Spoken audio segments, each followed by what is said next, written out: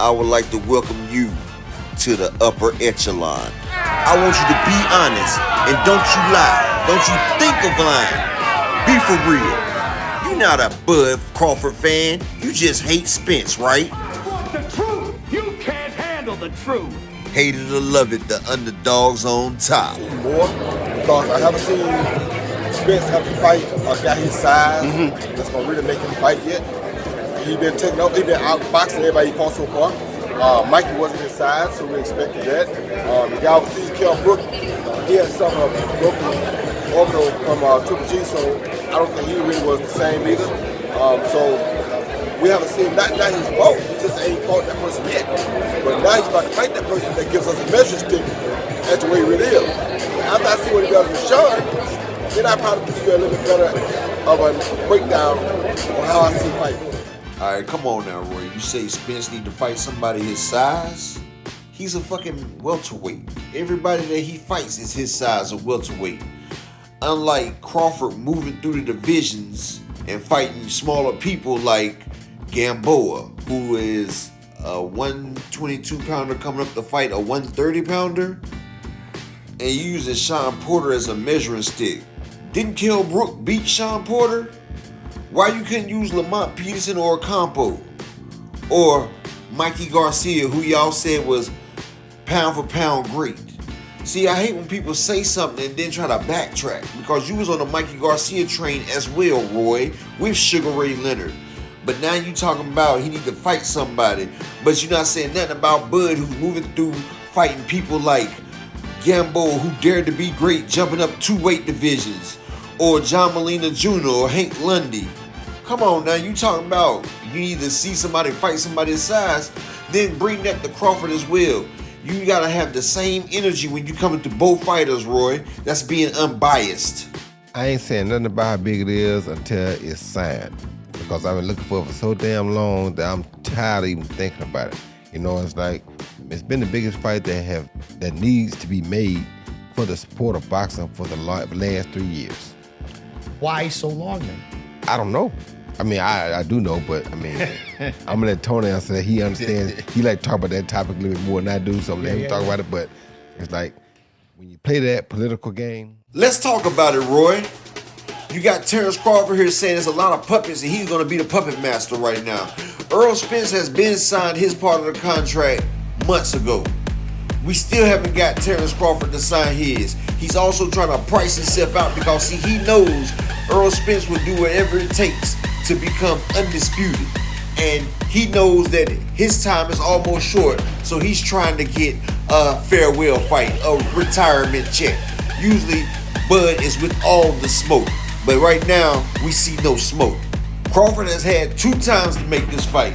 On his way to welterweight, Spence offered him the fight, but he took the Jeff Horn fight. After the Porter fight, Spence offered him 60-40. He didn't want that fight. So, or who's the one at fault? Come on now, let's be biased or unbiased. Which one you gonna be, Roy? Let's keep it all the way real, Roy. Because when Errol was handling his side of the business like he said, I'm gonna clean up this side of the street. Crawford was coming at him. As soon as Errol cleaned the street up, he hollered at Crawford. Now Crawford, he's silent. He trying to make smoke and mirrors hollering at the Charlos and everything. Don't worry about the Charlos. Worry about this smoke in front of you. Worry about already this the biggest payday of your career. But you sitting here stalling out the damn fight. If you knew that you could beat this man, then why don't you go ahead and take the money and take the belts then?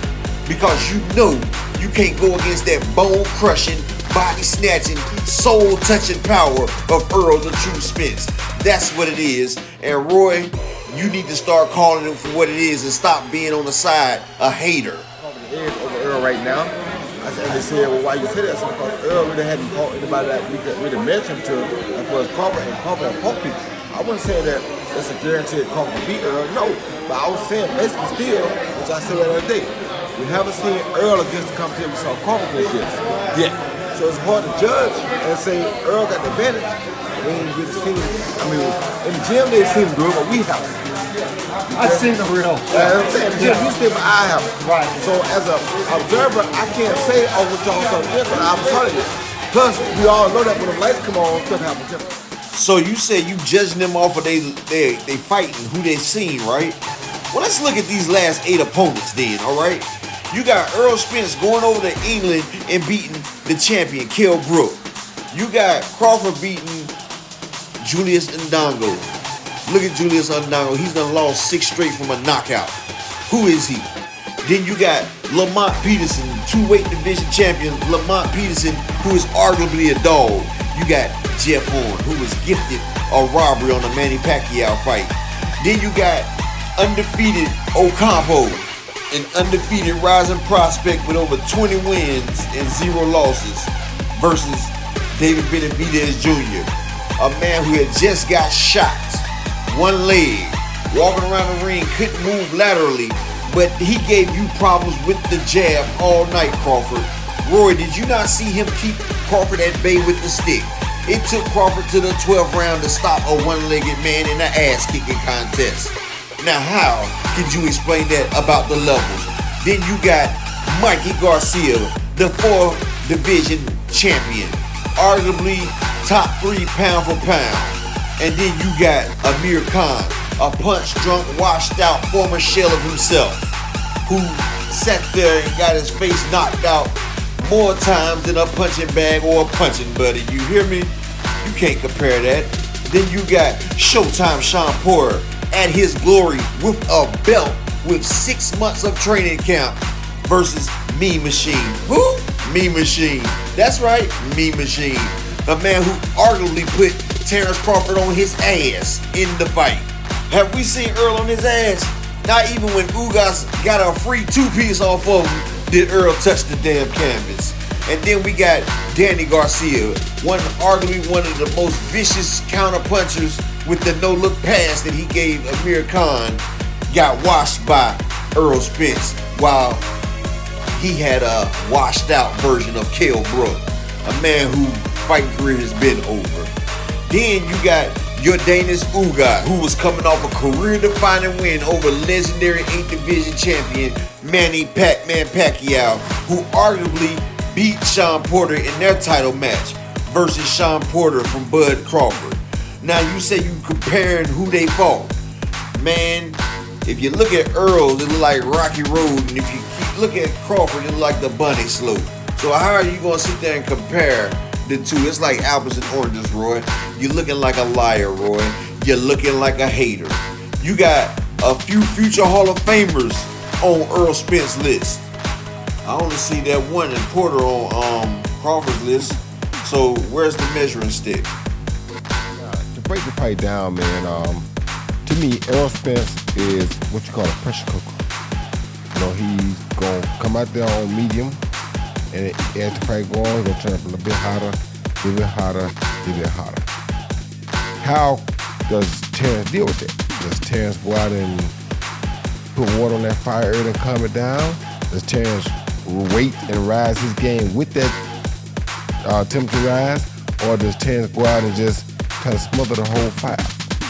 That's where the fight will come at. What style of fight does Terrence choose to use? Because he got 3 different ways he can deal with it, but we know Earl is. We know Earl coming. Earl is going to be Earl without question. How do you You're right, Roy. Earl will be Earl, which has professional tactical aggression. You call him a pressure cooker. Yeah, he's a pressure cooker, all right. And when he turn up the pressure, that meat gonna get tender. That Crawford will get tender. And if Crawford try to turn up the heat, then the heat inside the pot will boil that much longer, that much quicker, that much hotter. You keep saying that he has different ways to put it out. Okay, if you try to smother a grease fire, you're gonna burn yourself. And if you throw water on it, you make the blaze even bigger, Roy. Listen to what you're saying. You keep saying that he has all these different styles. What is Spence? Chopped liver? You forget Spence was an Olympian, a silver medalist who sparred against Floyd Mayweather in the doghouse. Gave him a black eye. And Floyd Mayweather arguably is the best defensive fighter of all time. All time. So yes, he is more defensively sound than Crawford. Plus, I'm gonna tell you like this. Spence is that damn dude, dog. And I don't know why you hate because you see his greatness and you think it's gonna diminish your legacy. And what you should do is embrace the fact that you're able to see a young king sit here and box himself out instead of hating like the people on the outside. We already got all them against us, Roy. Not you too. E2 Brute. Ain't that what Caesar said, Roy? That's still a different animal, isn't it? It is a different animal, but like Tony just said, when you got a skill to do it all, and you can do whatever necessary to kind of diffuse that fire, that's why we all lean toward Crawford in the beginning. Because we know that he can do, we've seen him do several different things already. He has different facets of this game that we've already seen on display. You know, Errol has one real facet. Good, but just that one. To make him go back like Ugas did earlier, it could be problematic for him. If you would make him shift sometime before he punches, it could be problematic for him. So like I don't know if your eyesight is fading in your old age, Roy, but everybody keeps saying Ugas hurt Spence. He didn't even hurt Spence when he got the 2 free hits. And you keep saying Spence does one thing good. No, he does that thing great. But that's not the only thing that he does. See, y'all keep thinking he's just some come-forward pressure fighter. Okay, he can box off the back foot. 1, he can jab. You know what? Jab. The key to the game is a jab. The same way Kell Brooks jabbed Terrence Crawford in 2 rounds and had his eye swollen. And you think Errol Spence jab is not going to swell that eye? No, it might break that damn eye. And you talking about one thing that he can do, back him up in pressure. You back Spence up, he can fight off the back foot. He is not just a single category type of person. He can do it all well, but he hasn't had the person to make him do it well. And I say like this, like I said in the other part, if I'm running the ball down the damn field and I'm getting 10 yards of carry, we're going to keep feeding the beast. You know why? Because why do other things? If it ain't broke, then don't fix it. You know, if you can't stop it, why should I stop it? And Errol is going to surprise a lot more people, and he's going to shut you haters up thinking that he only got one style. Okay, you can say Terrence Crawford got many styles and all the tools in the book. So we go to a demolition site. So Terrence Crawford done brought his whole tool bag. He's ready to tear the wall down with all these different sledgehammers and tools. But my boy Errol Spence pulled up in a goddamn backhoe. You say what? He pulled up in a damn backhoe and he just knocked the building down with one thrust. Yes, he drove over it with a backhoe. So all them damn tools in that bag didn't mean a damn thing. You keep your bag, you keep all your tools, because this backhoe is gonna run right over you, just like Spence is gonna run right over Crawford. And all your skills, take it and leave it. There's more wrinkles to the game of Terrence Crawford, but I do think that Spence being the natural welterweight combined with being excellent in what he does, which one of the things he does very well is not just the pressure, but he's an insane body attack. It's an insane body attack, which, if executed correctly in any fight, takes away your best attributes, because the body attack debilitates you. And then no matter what you do well, which is fighting backwards or forwards, fighting lefty or righty, all those things you do so well, when you've been attacked to the body so well, it will break you. And I just can't get out of my mind that Crawford, no matter how much success he's had, is still a natural. Thank you, Paulie. Spence will break you. Did you hear what he said? Spence will break him, because that body attack is too crucial. This is coming from another boxer, Paulie, who sees it. He sees Spence on occasion. He's watched Spence break people. What you don't realize is, if you tenderize meat long enough, you can take a piece of rump roast and make it softer than filet mignon, people. This is what I'm saying. All the pounding. This is blunt force trauma. A human body isn't made to take this type of punishment, this type of damage. And Errol comes with a relentless assault. It will snatch your soul. It will snatch your breath. And it will snatch your will to fight. Just like Ugas came in there, hyped and ready to take on the world as a champion, ready to do it for his people of Cuba. This man done faced death numerous occasions coming back to this country, and that couldn't stop him. But the power and the speed and skill and the tenacity of Errol, the true Spence, broke that man. And they knew They wasn't gonna be to knock that man out or take that win. They knew they had to break his body. His mind was intact, but his body was broken. Ribs broken. Face broken. Eye sock broken. Kell Brook broken. Lamont Peterson broken. Come on, people. Garcia's career broken. Ocampo, where is Ocampo? When you fight Errol Spence, you lose boxing life. Errol, you can't fight another fight right behind him because he does internal damage. He comes out there and he embraces the art. It's gladiators, like the Roman Colosseum. They fight to the death. It's just that the fighters nowadays isn't willing to die for what they believe in. But Errol told you it's kill or be killed. Boxing is not a sport. It's a fight to the death. It's a fight for your life. It's a fight of nutrition. It's one person will against the next and see who trained the best and who's gonna come out on top. Who is number one? Who is the alpha male? It's the one sport that you can't play.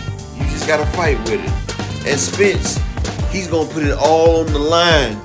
He's done faced death. Crawford as well. But Spence is willing to face it before you beat him. And if Crawford ain't willing to go all out, then his body's gonna go out before then.